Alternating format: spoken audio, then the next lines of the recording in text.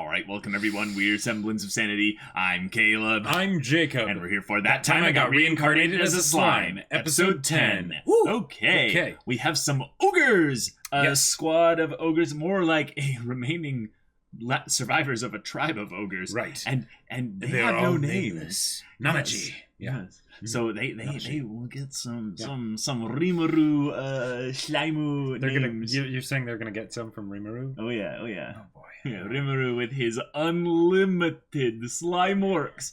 The crazy thing about Rimiru is like he is that kind of perfect kind of representation of a D&D PC who's trying to make their own civilization, you know? Yeah, basically. Yeah. Yep.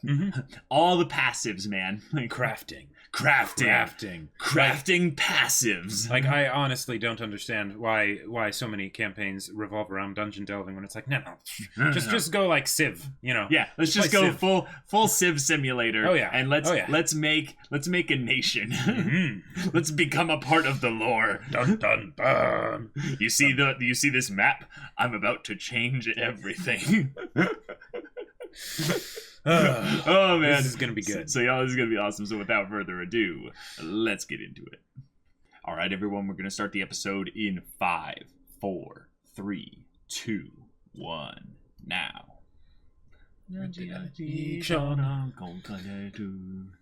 I love how that one word at the beginning sounds so much like fiction.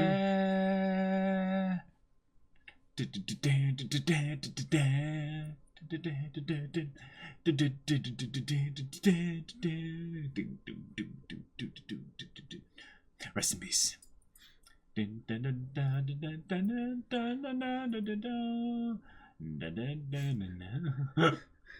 Now I'm just thinking if like a DM was like a really sadistic DM. Yeah. Like, all right, you see a slime in front of you. Cool, I attack it. No effect. You know. Wait, what? It would be funny to make like a meme campaign where you had all the characters have basically some kind of form that doesn't fit their stats, you know? So it'd be, you could totally do it. Just the most paranoid party ever. Just, you know? If it has hit points, we can kill it. Good thing this doesn't have hit points. You could have like the butterfly of fate, the butterfly of causality. Anything it touches, cast like time stop at will. Right. But like anything it lands on, it touches, slowly gets separated from this plane of reality. Like kill it, the butterfly. No, you can't. Don't give the DMs ideas, Caleb. I have unlimited ideas. The Orc Lord.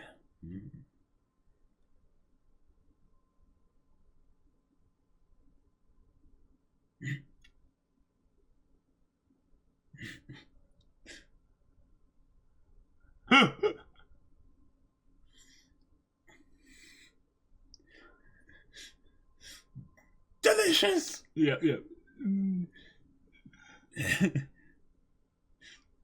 They're like, success! We have pleased Lord Rimiru! The way he put his hand on his shoulder, he's like, you did this, you're getting promoted. Oh, so it might actually taste horrible, but he's just actually like finally tasting something. It's like, I think it's amazing. No, I'm sure it tastes great too, but that'd be a funny twist on the joke, right?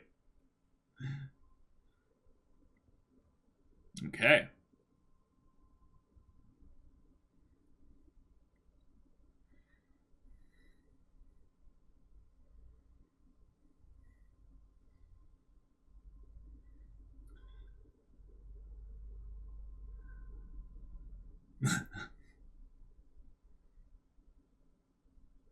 Okay.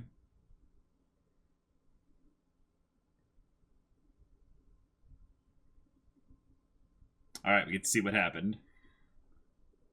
Okay.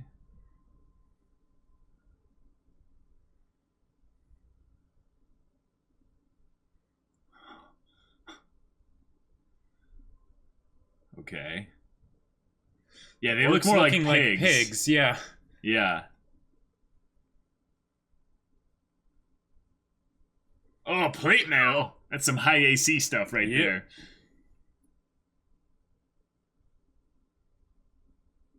Yep. Uh-huh. Yep. Right. Oh, rip. Oh. Dang. Gotcha. Okay, cool. High level.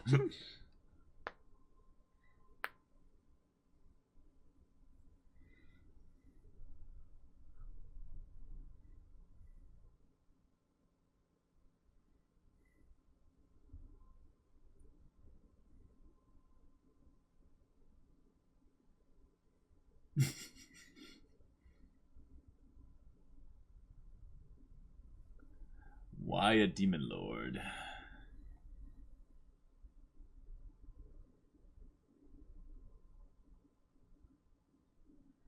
Oof. That's rough. bad.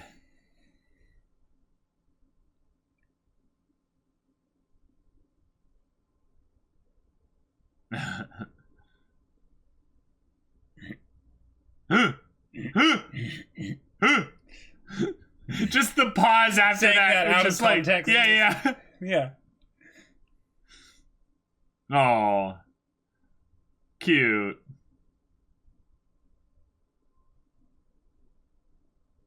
Yeah.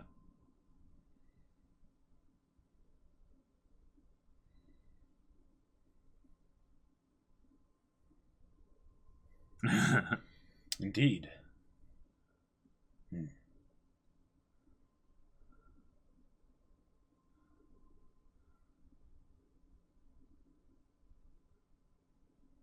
Yeah, he has no idea what he's doing. We're talking about counterattack when you have 6 people left. Right.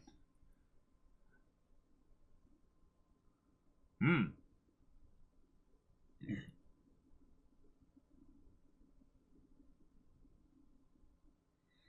And Nakama. Yes.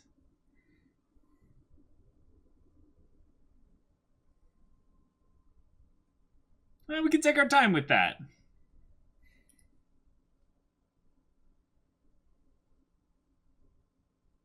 Oh, thousands. Yeah, that's just where we need all the allies we can get then.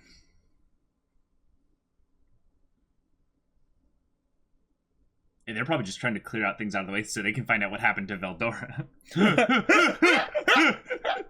They're like, yep.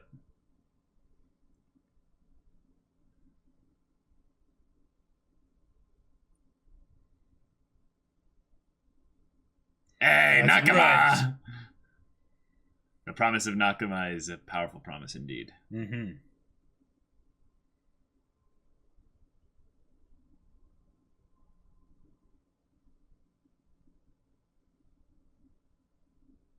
Old guy's gonna be like, hey, bro, you should take the deal. This Yeah. is a really good deal. Yeah. He gets assassinated while he's out in the woods. Yeah, this edgy... Oh, okay, this is the one that says it's not a bad offer. Okay. Cool. Fiercely loyal.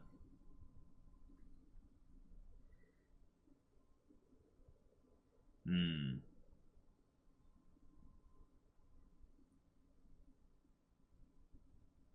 Needs to rage at the sky. Yeah.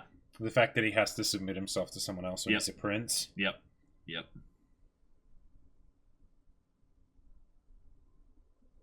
Makes sense.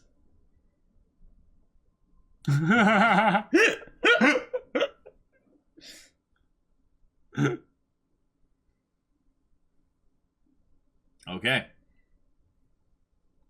Cool. A recognition of strength. That's good.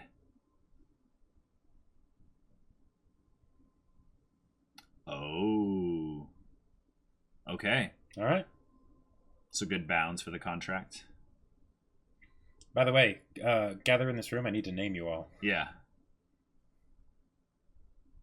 He's going to thank him and kneel. Yep. Okay. Cool. And their numbers grow.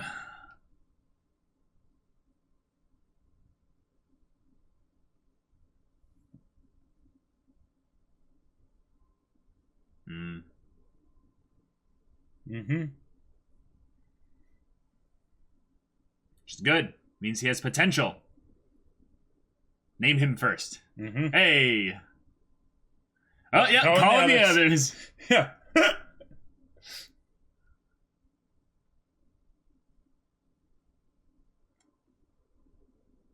Oh, they're not going to regret that. No. No. Yeah. They're like, oh. Nani? It does. Wow.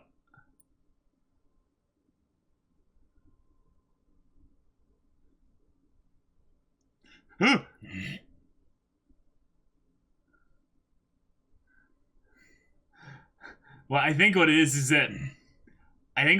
more that they're already strong, and if he names them now, they're going to be really strong. It's a multiplier kind of a thing.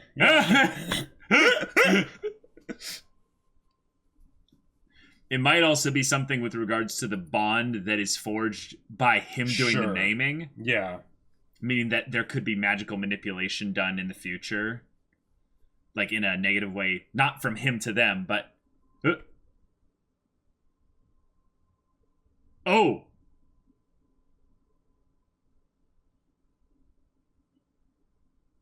He didn't even start to name them and they already were...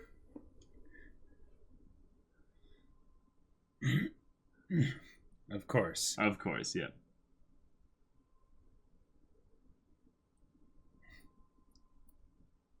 Or did he name them?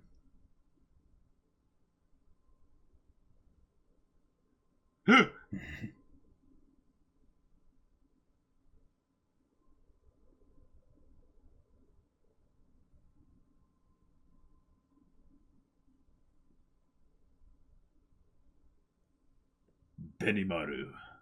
Okay. Whoa. Okay, so he did name them.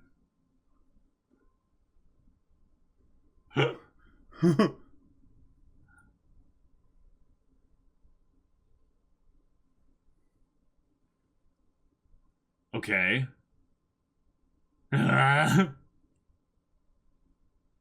Yes, he's less monstrous, more humanoid, though.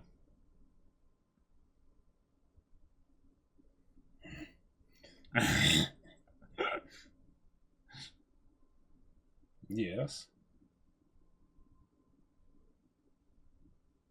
Okay.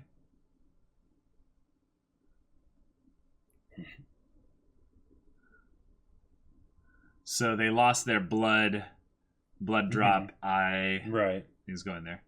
And Shion. Mm-hmm. His buzz beauty.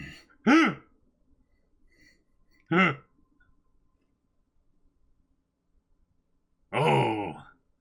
I like his look. Hakuro.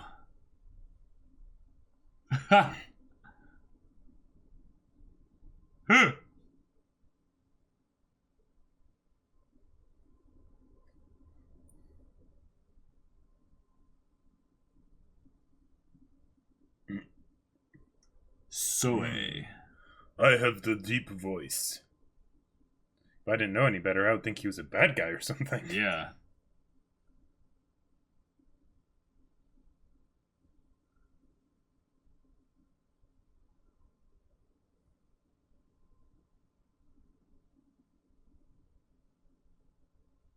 You didn't ask. Oh, the big one.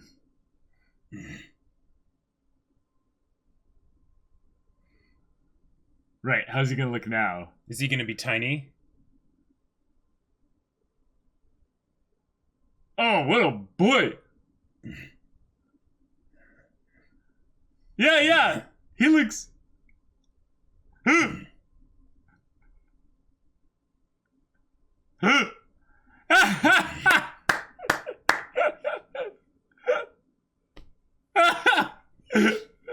I love that.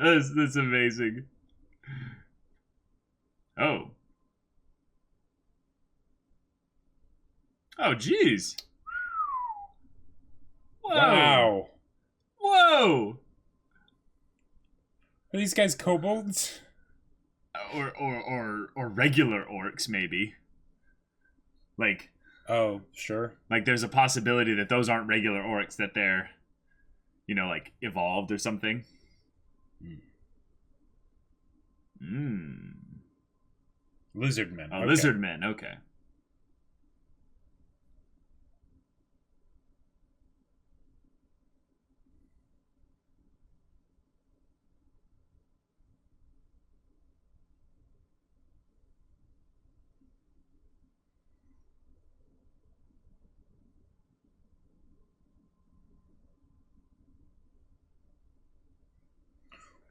Oh! What?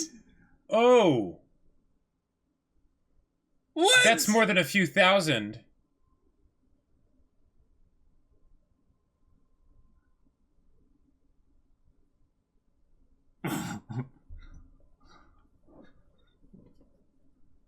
Okay. All right. This is some Lord of the Rings, like, that's exactly how many attacked Minas Tirith. Armor for all of them? Yeah.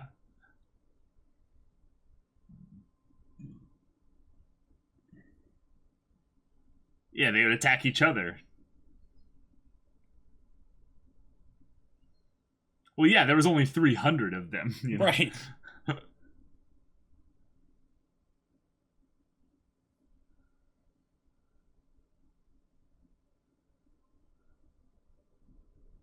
Oh. Okay.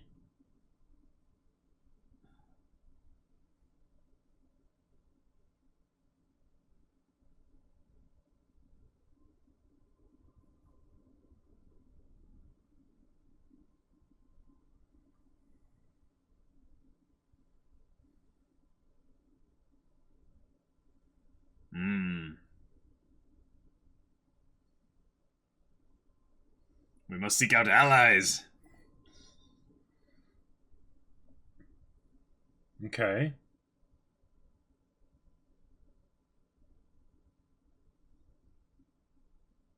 This is probably Geld, Right. The one that was named by Gelmud.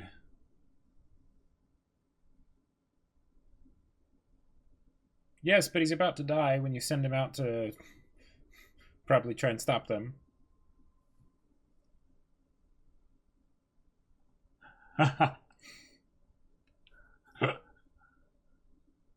Oh. Okay. Oh. Named by the same person. That's interesting. That's very interesting, yeah. Oh, this guy's in the opening.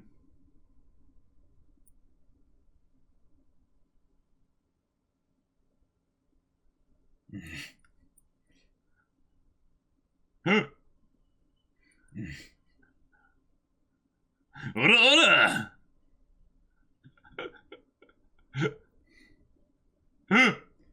And this happened. It's all Gobta's fault. Indeed, Gobta.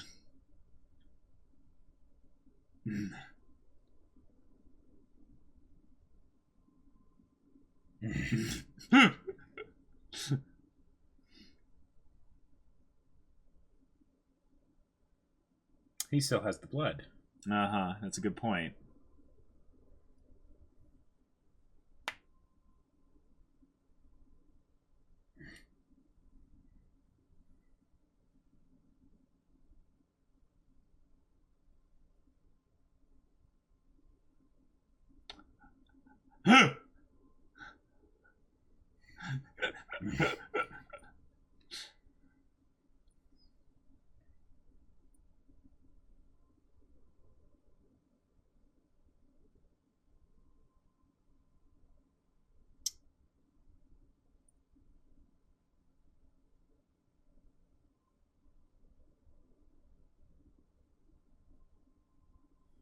Oh, okay. And the fact that the orcs seem to be led by Imagine seem like there's any connection. Well, that was Gelmud, the one that came to name them. But the other one seemed to have a mask that was slightly different.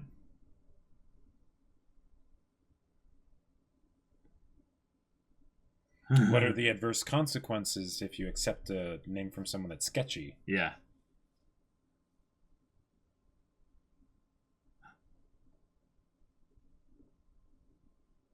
Oh. Whoa, he can do that now? Okay. He can teleport into shadows. Yeah, that's awesome. It's like yeah. Shadow monk, shadow sorcerer. Yeah, exactly. Yes. Oh, there it is. Wow.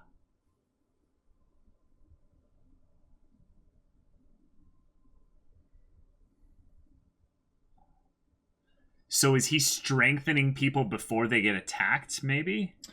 Yeah, that almost seems like it's prepping for some kind of ritual or something.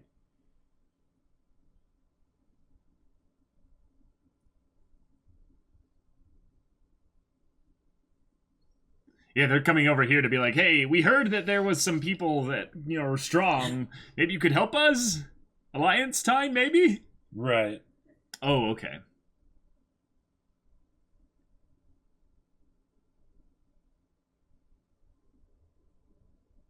Dragonkin. So when Rimiru named the ogres, did that like permanently deplete a bunch of his magical supply? No. Or no. His max mana essentially doesn't go down. It's just that he loses his source. He has to regenerate it over again. Yeah, I wouldn't think so either. Yeah.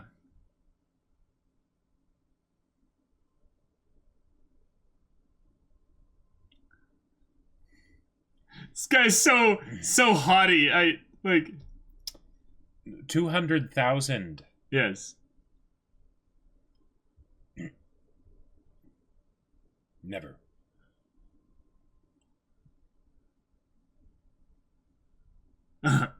Okay.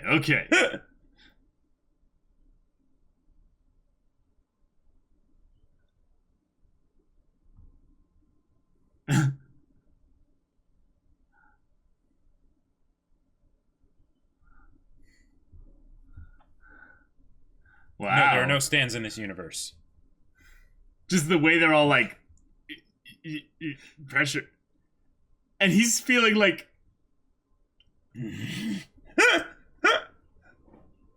what? Wow.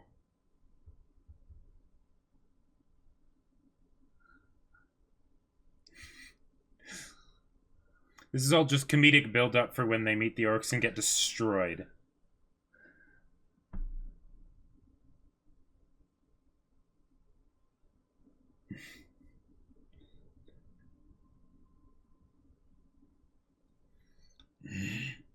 There you go. Priorities are somewhat in check. Yeah. One of the people in the back that's like quiet is like, yeah, I'm gonna talk about this. Oh my god. I'm sure if he actually defeated the 200,000 orcs, they wouldn't mind. Like. Oh yeah, absolutely. Yeah. If he actually like helped, defeat that anyway.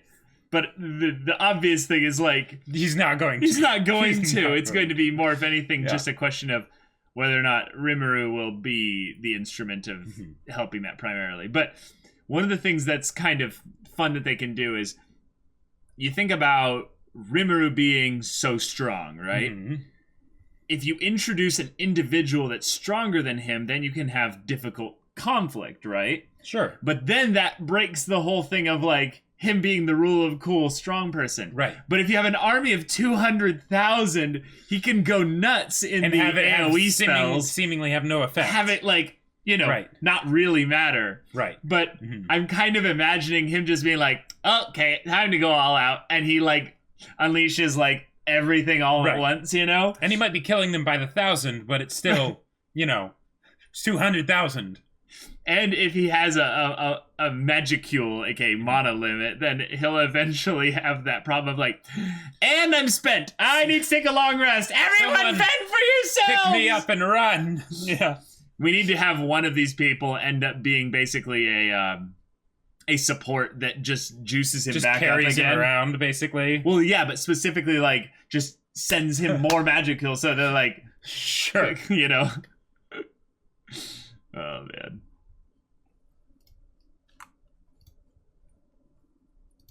Alright, not much to discuss here. Nope. Per usual.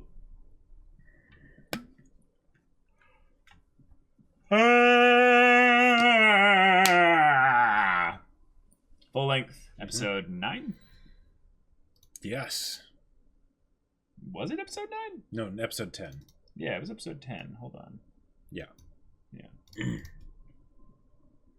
Oh, wait, not full length. That's the right. Right. Well, okay. So, yeah, we have Lizardmen. Mm-hmm. We have the naming of the ogres. Yes. We have 200,000 orcs under Gelmud. Yes. Yeah. 200,000 orcs, not necessarily under Gelmud. Right. This is a good thing to bring up. They could be under was going. Geld. Yes, potentially. Or Gelm. Was it Gelm or Geld? I think it was Geld. Okay.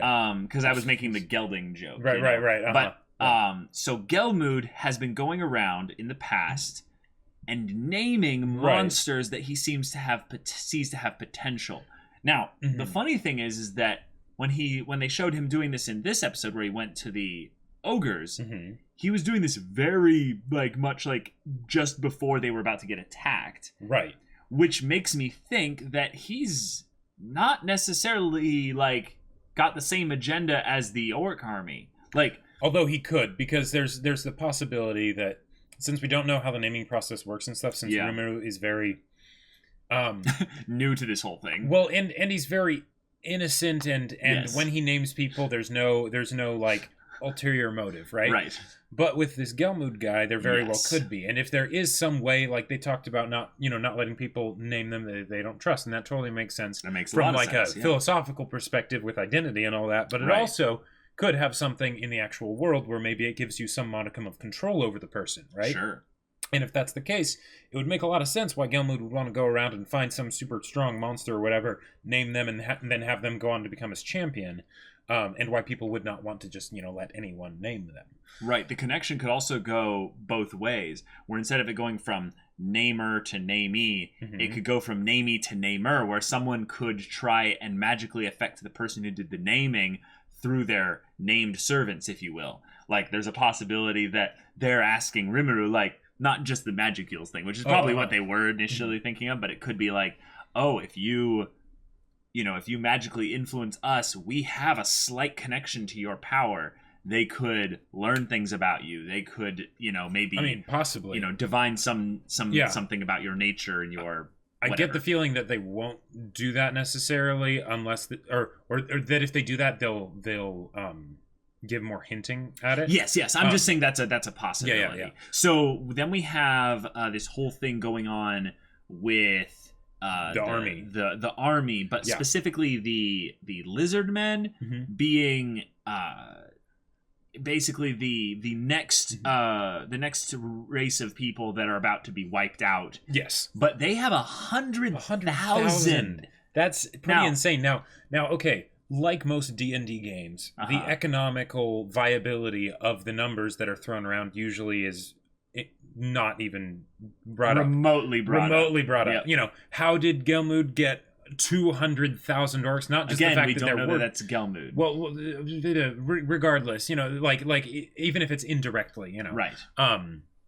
The fact that there are 200,000 orcs that have now banded together, that there were 200,000 orcs to band together, and that they all were equipped with plate armor and stuff. It's wow, that's magic is involved, though. Yeah, magic is definitely involved. I'm sure there's a create food spell. I'm more thinking about the create armor spell, because the fact that Rimiru can do something like that seems more something that's only Rimiru can do with the level of ease that Rimiru seems to be able to do it. No, I think if anything, Rimiru is going to find that the reason why he's so powerful is that he can do all these things. But there is always probably going to be someone out there that can do an individual thing that he can do better than him. Maybe. And then he just has to eat them. Yeah, and I think that this is more of a slow tie into the whole thing of the Demon Lord and their army's influence and all that. Exactly, in the since world. Gelmud is apparently an officer of the Demon Lord. Yes, that means he's just one of many. Right. And this is something I want to bring up. Gelmud has been connected back to the brother the brother of the goblins that was named. Yeah. And I'm like, oh, that's right. Oh, yeah, completely forgot about that. Mm-hmm. So we had met Gelmud before, or we had been told about Gelmud before. But when they showed the masked Majin that was with the orcs, he looked very different from Gelmud. At least to me, he looked. I couldn't see him all that clearly because of the fire, but yeah. So he did look a lot more like squat and hunched over. So the way he looked in the thing was more kind of blob and kind of fat and stuff. Mm-hmm. Gelmud had this kind of humanoid, kind of scarecrow kind of look, right? He was very like spindly in that sense, where it's like, which worked with the plague mask. Yeah, plague mask, I think. Yeah, something like that. Yeah, and this one seemed to have a much more like Darth Barris kind of look. I was just thinking of Darth Barris, right? Literally, right. It's funny, like, because, okay, side tangent. But with side Darth tangent. Barris, I totally forgot that they made him, like, his body type was body type 4. He was a big fat guy. Yeah. And then they take off the mask, and it's like, oh, that's right. He looks so much less intimidating now. Right. He's an old fat guy, with Palpatine. But don't underestimate them. Yeah. No, do not. But yeah, we were both thinking the same thing. That is funny. So they have a huge army. Mm-hmm. They're going around destroying anyone that stands in their way. Right. But here's the thing that's interesting. What do they have to gain from destroying these people? Are they trying to stir up conflict particularly and just cause civil unrest? Yeah, are they wanting to like conquer them and like absorb them into their ranks, or or is there actually this economical thing where it's like, crap, we were able to start this, but we're burning through supplies quickly. We need to, just pillage and everything. What it might be, and this is where Gelmud, I would say, would be more involved, like you're suggesting, is that Gelmud goes around and names and pours a lot of energy into naming one of them. By extension of that one member of their race, he controls the entire race. Right. Mm-hmm. So he goes around and names the Lizardmen person, the one who's going to be the prospective chieftain. Sure. Yeah. Mm-hmm. He's going to name the prince of the ogres. Yeah. And if they didn't get named, since they didn't get named in this case, 200,000 orcs is chump change apparently, and he's setting his sights much higher. Right. So what I think was going to happen if he did name the ogres, they would have been absorbed into the ogre army by manipulating the prince to basically say this is the right thing to do. Sure. And it wouldn't have been magical manipulation from the prince to their people. The prince just would have listened to Gelmud, exactly. Yep. Like worm tongue. Yeah. And now, because they didn't, they were wiped out. Right. Now they're going to go to the Lizardmen, and the Lizardmen already have someone that's been named, and he wants to become chieftain. Right. So what I think is going to happen is they're going to woo him. Mm-hmm. And much like his entourage of yes men, are being like, "Ooh, sugoi, so cool, yeah, go." And that's where it's going to be. That's where it's going to be a problem. Is that you think like, 200,000 orcs, that's a problem. Well, no, it's going to be 200,000 orcs and 100,000 lizardmen. Right. And it could get even bigger. It could get worse. Although, okay, are the orcs actually going to destroy the lizardmen in that sense? Because if you think about it, if Gelmud is pulling the strings of all this, he doesn't have any reason to destroy the Lizardmen because he already has a named person that's in line for succession to the throne. Now maybe it's not going as fast as he would like because the person that he named personality-wise seems to has some flaws, has some shortcomings, not just from like a virtuous standpoint, but also just from Gelmud's perspective, he probably could use someone that would be a little bit more to his liking. He probably named him because of his position, less than because of him actually showing potential. Yeah, which totally fits with what he was doing because he, just went up and was like, "Hey, ogres, I'll name your prince. Yeah, let's do it." Yeah. I like the idea also of you saying there was some kind of ritual in the naming process. It feels very Fullmetal Alchemist Brotherhood thing kind of thing. Yeah, I wasn't thinking with the naming though. I was thinking just with the fact that the conflicts. Yes, and that's what I was going to as well. Was that the conflicts and the stirring up and the killing and the slaughtering of people, pitting them against each other potentially, is maybe more of a Fullmetal Alchemist Brotherhood thing where we need to slaughter people on this area, this location, and then that makes it a beacon point for some ultimate end game strategy. Yeah. Now that Veldora is gone, let's set our sights on creating some new super being or whatever. Like this could since Gelmud won. Well, okay, Gelmud is an officer in the Demon Lord's army. Now that could mean that this is all on behalf of the Demon Lord, or maybe Gelmud is getting a little bit ambitious. Sure. And he's wanting creating his own army. Right. Or if it's the ritual, like, because the army could totally work too, but if it's the ritual, maybe he's trying to do some massive blood sacrifice so that he can become another Demon Lord, you know. Sure. Because it was funny. He was a demon named Lord Gelmud, who serves the Demon Lord. Right. But there's a difference between a demon who calls himself Lord Gelmud and a Demon Lord. So, yeah, I just thought that was kind of funny. It felt very Dwight Schrute, like, you know, assistant to the regional manager. Yes, it might also betray a little bit of Gelmud's desire to be the Demon Lord in the same way as when Leon Cromwell was almost assassinated. Sure. Well, not really, but like someone came in. There was an attempt made. Yeah. And Cromwell didn't even do anything. He just had, Shizu just kill him for him. Yep. So there was that too. Right. Rimiru has kind of been kind of setting his sights, I would say, on a little bit kind of inward. Like, remember when he went to Dorgon and he was all like, I'm going to go and explore this area and stuff like that? I feel like he's gotten a little bit comfortable.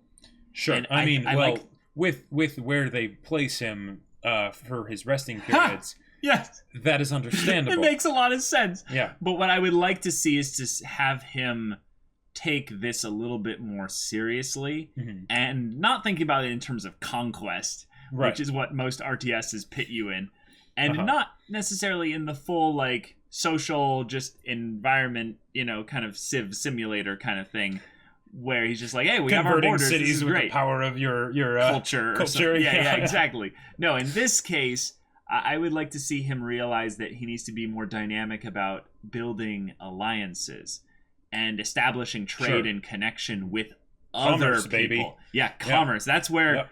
I mean, that's where you go from being a village to being a civilization. He can just make stuff. Like, he can break the economy. Or entirely take over the economy of the world. And he could do it subtly, too, without inviting, like, all-out war upon him by just slowly taking over certain markets, you know? Yeah, I mean, he sees the means of production. He is the means of production. He is the means of production. Like, now, to be fair, Jacob, he does need to have the individual components inside him in order to make it. Sure. So it's not that he has a fount of unlimited matter, you know? Right. So let's say if we were in Rimiru's shoes, what would we do? I would start talking to a lot more people and get a knowledge of the lay of the land, except it seems like what he's doing primarily is he's letting other people develop the actual city structure of his place and his people and stuff. Yeah. Which I think that's fine, but he's spending, I think, too much time reaping the benefits of that when he should be out exploring where this whole place is. And I know it's, you know, he's the main source of protection for his people and stuff like that, but he has Ranga. Ranga can take him out on sorties, and he'll have like an irregular schedule so that no one could predict when he's gone. And then over time he'd establish a reputation that, you know, you shouldn't attack this place because there's a powerful magic user that will you know, just stop you. And then he slowly comes back with more resources, more knowledge. And also delegate some of that. Delegate some of the goblins, because they're now intelligent and they're smart, to go out there and establish connection. And maybe with goblins is not the best way to do it, but maybe send Kaijin. Maybe send one of the brothers. Yeah, like you've got a bunch of dwarves here that know about crafting and trade and all that stuff. Like if I was Rimiru, I would basically be like, okay, so what are the major commercial areas around here? All right, cool. Now I can find out what those are. It's like start doing that first. Like map the area, but I can fit inside of a backpack. Yep. So, and I can also turn into just a human. So, he can get into pretty much anywhere. And then I would find all the mines, all the everything, all of the places of natural resources, consolidate them into himself. Okay. That's conquest, Jacob. No. That's conquest. No, it doesn't. I'm talking about unclaimed. Unclaimed resources. Right, but there'd be plenty. Like he could, if you think, Minecraft, just eat trees. You know. Well, or in Minecraft, he could just eat some of the ground in a straight line, and then